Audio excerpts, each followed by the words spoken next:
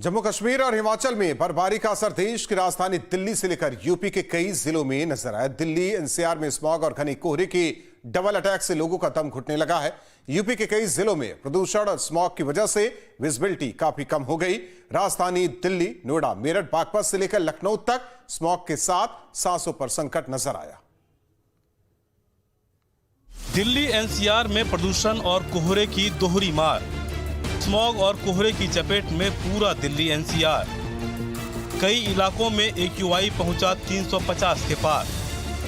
Smog और प्रदूषण से लोगों की घुटने लगी सांसें। सुबह सुबह हल्की ठंड का भी हुआ एहसास। जम्मू कश्मीर से लेकर पहाड़ी राज्यों में हुई बर्फबारी का असर दिल्ली एनसीआर से लेकर लखनऊ तक दिखाई देने लगा है। दिल्ली एनसीआर में अचानक ठंड की दस्तक के साथ ही स्मॉग और प्रदूषण से सांसों पर संकट गहराने लगा है। बुधवार सुबह जमीन से आसमान तक हर तरफ स्मॉग और कोहरे के चलते धुंध की मोटी चादर नजर आई। कई इलाकों में विजिबिलिटी 100 मीटर से भी कम हो गई। दिल्ली, नोएडा, गाजियाबाद, बागपत, मेरठ में स्मॉग के चलते लोगों को गाड़ियों की हेडलाइट्स जलाकर कार चलाना पड़ा। तस्वीरें ग्रेटर नोएडा की हैं, जहां घने कोहरे की वजह से Yamuna expressway, eastern peripheral highway NH91 पर वाहनों की रफ्तार थम गई। हाईवे पर वाहन टकराने की घटना को देखते हुए ट्रैफिक पुलिस टोल प्लाजा पर वाहनों को रोककर वाहन चालकों से डीपर का इस्तेमाल करने, सीट बेल्ट लगाने और कम स्पीड में चलने की अपील करती नजर आई। Eastern peripheral highway greater Noida NH91 पर लगातार घने कोहरे की वजह से वाहन चालकों की रफ्तार रुक गई है। हम तस्वीरें दिखाना चाहेंगे डीपर का प्रयोग किस तरीके से करते नजर आ रहे हैं वाहन चालक। आप तस्वीरें देख सकते हैं।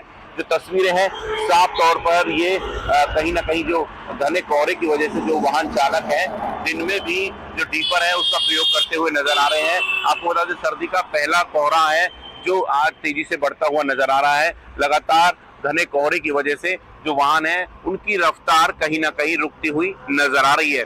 जो यमुना एक्सप्रेस वे पर 100 की स्पीड थी उसे 80 कर दिया गया है ताकि कहीं ना कहीं जो हादसे है उसे बचा जा सके और लगातार यमुना एक्सप्रेस वे और हाईवे पर जो वाहन चालक है अपने घर सुरक्षित पहुंच सके। नोएडा समेत दिल्ली एनसीआर के लोग प्रदूषण और कोहरे का डबल अटैक झेल रहे हैं।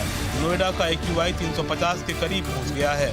नोएडा सेक्टर 62 का एक्यूआई 343 दर्ज किया गया, तो वहीं ग्रेटर नोएडा के नॉलेज पार्क का एक्यूआई 317 दर्ज किया गया। वहीं पिछले 10 दिनों से नोएडा में एक्यूआई 300 के आसपास बना हुआ है। खतरनाक हवा लोगों की सेहत पर बुरा असर डाल रही है।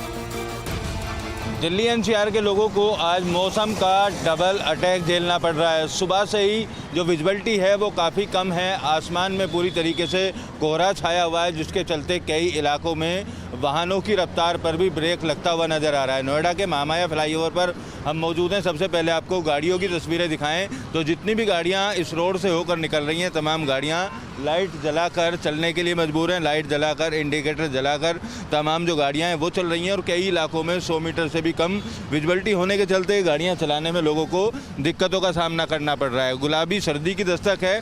दूसरी तरफ अगर मौसम की बात की जाए तो पोल्यूशन लगातार दिल्ली एनसीआर में बना हुआ है और पोल्यूशन की चादर लगातार आसमान में छाई रहती है। तमाम जो इमारतें हैं वो इमारतें भी पोल्यूशन की चादर में छाई हुई हैं। और आज के अगर एक्यूआई की बात की जाए तो नोएडा का सबसे ज़्यादा प्रदूषित इलाका सेक्टर 62 है, जहां पर 350 के आसपास एक्यूआई बना हुआ है।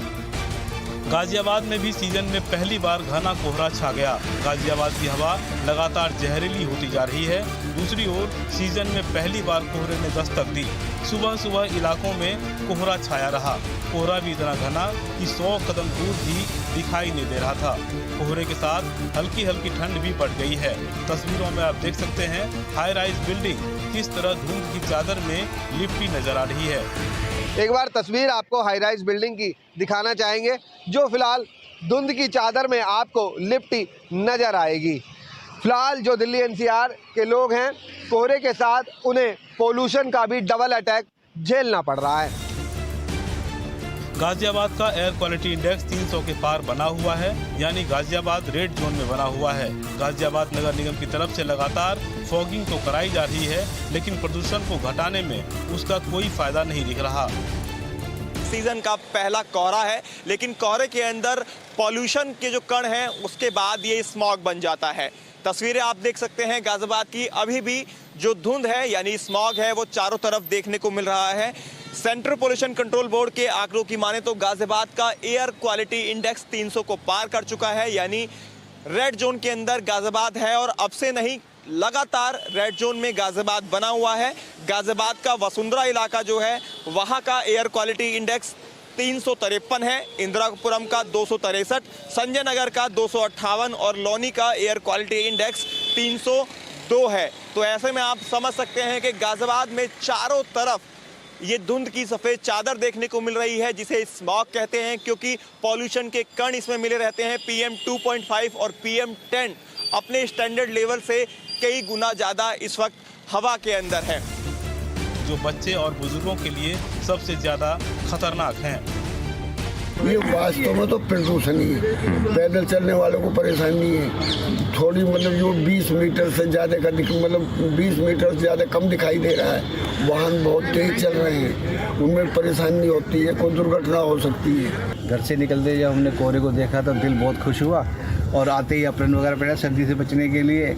मगर हमारे उम्र के तो चलो चल जाएगा, जो ट्रैफिक चला रहे हैं बुजुर्ग आदमी हैं उनको चलने के लिए अपने देख के कपड़े पहन के निकले, इंडिकेशन गाड़ियों को दें जिससे यातायात को दिक्कत ना हो, अपनी सेफ्टी करके चलें। राजधानी लखनऊ में भी वायु प्रदूषण का स्तर फिर से बढ़ने लगा है। लालबाग और हजरतगंज के इलाके रेड जोन में हैं। वहीं सुबह से शाम तक आसमान में प्रदूषण की हल्की धुंध छाई रही। पूरा शहर 243 AQI के साथ ऑरेंज जोन में है। केंद्रीय प्रदूषण नियंत्रण बोर्ड की ओर से लखनऊ को 6 हिस्सों में बांटकर प्रदूषण की निगरानी की जा रही है। लखनऊ के 2 हिस्से ऑरेंज जोन, 1 रेड और 3 येलो जोन में है। वहीं ज्यादा इलाकों में आबोहवा और खराब हो रही है।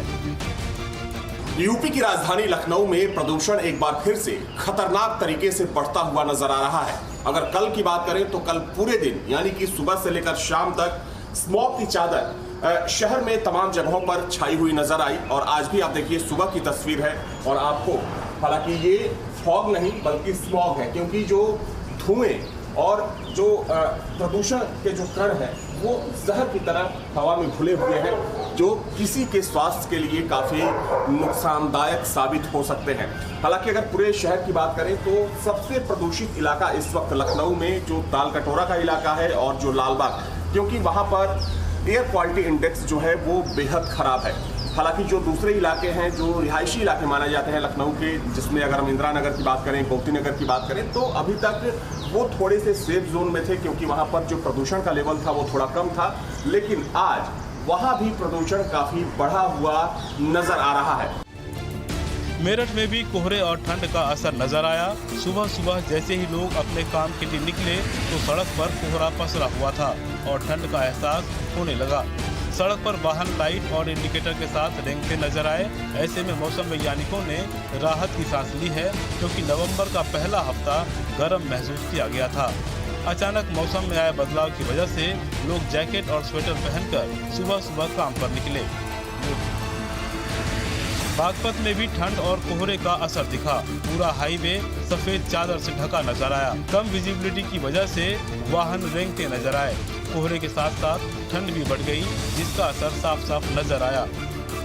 स्मॉग और घने कोहरे के बीच बढ़ता एयर क्वालिटी इंडेक्स भी गंभीर चिंता का विषय बना हुआ है। दिल्ली से लेकर लखनऊ तक धूप की चादर से लोग कंफ्यूज नजर आए कि जमीन से आसमान तक घना कोहरा छाया है या स्मॉग की मोटी चादर बिछी है। Team news state.